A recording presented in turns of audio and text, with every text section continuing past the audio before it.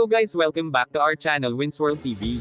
Ang Japanese monster na si Naoya Inoue, ay isa na rin sa maituturing na kinakatakutan, pinakamalakas, pinakasikat at bagong alamat sa mundo ng boxing.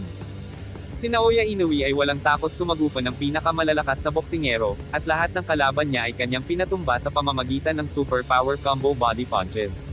Ang malapit ng pagtutuos ng dalawang hari ng bantamweight division na sina Naoya Inoue aka The Monster at John Riel Casimero aka Angas ng Pinas Cuadro Alas. Ay maraming nagkokomento na hindi raw kakayanin ng Angas ng Pinas John Riel Casimero itong The Japanese Monster Naoya Inoue kung sila man ay magkatapat. Hindi naman natin maikakaila na talagang napakalakas ng power punch nitong si Inoue lalong-lalo na ang kanyang trademark na mapangwasak ng bodega ng kalaban.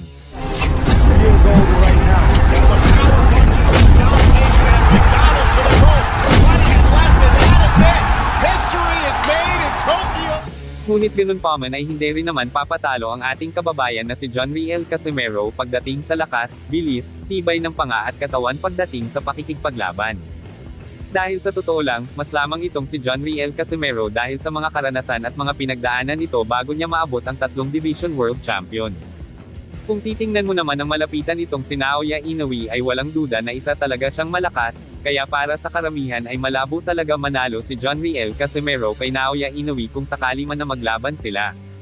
Kung ating titingnan talaga itong record ni Naoya Inoue sa 22 na professional fight niya ay 4 na beses pa lang siya napapalaban sa labas ng kanyang bansa.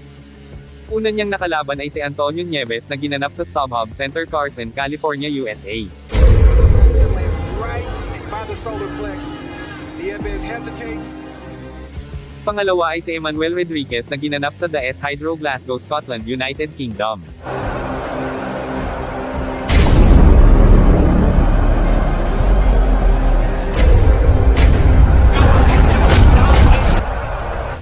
Pangatlo ay si Jason Maloney na ginanap sa Hard Rock Hotel and Casino Tulsa, Oklahoma, USA.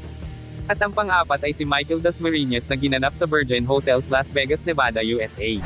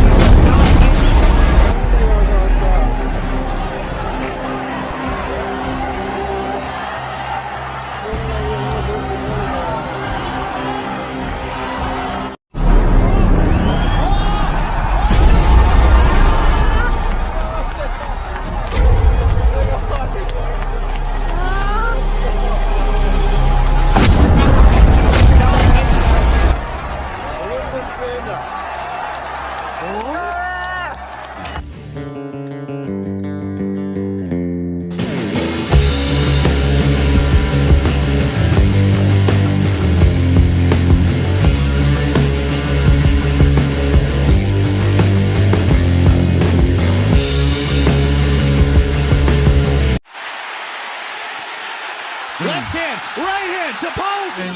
He puts his hands up like that. Inoue would throw a shot and then hook. Ooh. Big right hand there, backed up to Paulez. Sa lahat ng mga laban nitong si Naoya Inoue ay talagang nagpahirap sa kanya ay ang ating kababayan na si Nonito Donaire. Kung napansin niyo sa mga previous fight itong si Naoya Inoue ay 2 to 3 rounds lang tumatagal ang kanyang mga laban. Samantala dito kay Nonito Donaire ay talagang nahirapan siya ng husto at saksi ang buong mundo na nakapanood ng laban niya kontra Nonito Donaire, kung paano napinsalaan ng sobra itong si Naoya Inoue. Nagkaroon nga dito ng fracture sa right eye socket itong si Naoya Inoue pagkatapos niyang saluhin ang super power punch nitong si Nonito Donaire.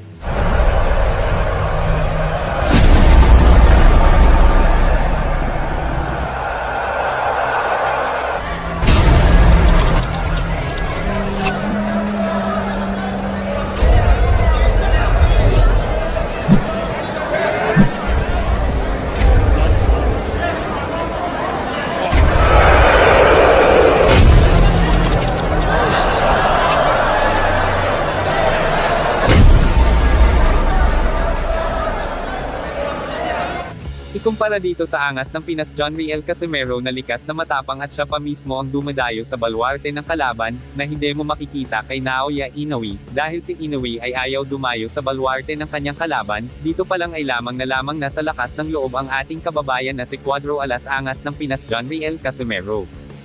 At ito pa ang kabiliban nyo kay John Riel Casimero, sa lahat ng kanyang mga laban bilang dihado na dayo, ay nakuha niya paring manalo, sa lahat ng mga nakakalaban niya. Sa totoo lang sa lahat ng kanyang laban bilang dayo ay nakuha niya paring manalo, dahil sa pagdayo ni John Riel Casimero ay nakuha niya maging 3 World Division Champion.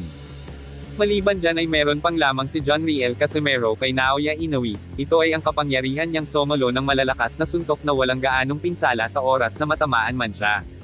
Ayun nga dito kay Prince Albert Pagara ay napakabilis lang paduguin ang ilong ni Naoya Inoue at pwede niyang itong maging isang kahinaan. Oo, yung nag-sparring kami, dumudugo yung ilong niya kasi pag matamaan lang siya na kahit hindi malakas, pag natamaan lang to yung ilong niya, dudugo. Ikumpara dito sa angas ng Pinas John Riel Casimero ay napakakapal ng pagmumukha niya at napakatibay ng panga, nakitang-kita naman sa lahat ng kanyang mga laban kung ating balikan, ay tila manhid ang panga at mukha niya at hindi napipinsalaan ng kalaban. Bagamat ganun pa man, ay malaki talaga ang chance manalo ni John Riel Casimero kontra kay Naoya Inoue, dahil kayang-kaya tanggapin ni John Riel Casimero ang power punch ni Naoya Inoue, pero ang tanong, kayang-kaya kaya ni Naoya Inoue suluhin ang super power punch ni John Riel Casimero? Ayon sa ating mga napanood na laban ni Naoya Inoue, karamihan doon ay pinatumban niya sa pamamagitan ng body shot niyang nakamamatay. Ito ang mga boksingerong hindi nakaligtas sa bagsik ng liver punch and body shot nitong si Naoya Inoue. Omar Narvaez, Emmanuel Rodriguez, Michael Dasmariñas. Kaya kailangan gawin ni John Riel Casimero na patigasin at gawing solido tulad ng bakal ang kanyang bodega ay tiyak malaking pag-asa na matatapos niya at matatalo niya itong tinagurian the monster ng Japan na si Naoya Inoue. Sa tingin nyo guys kaya patumbahin ng angas ng Pinas John Riel Casimero itong halimaw ng Japan na si Naoya Inoue? Just comment down below. Thank you so much. Salamat sa inyong panunood. This is Winsworld TV, saying peace, love and good vibes lang tayo lagi, okay, alright.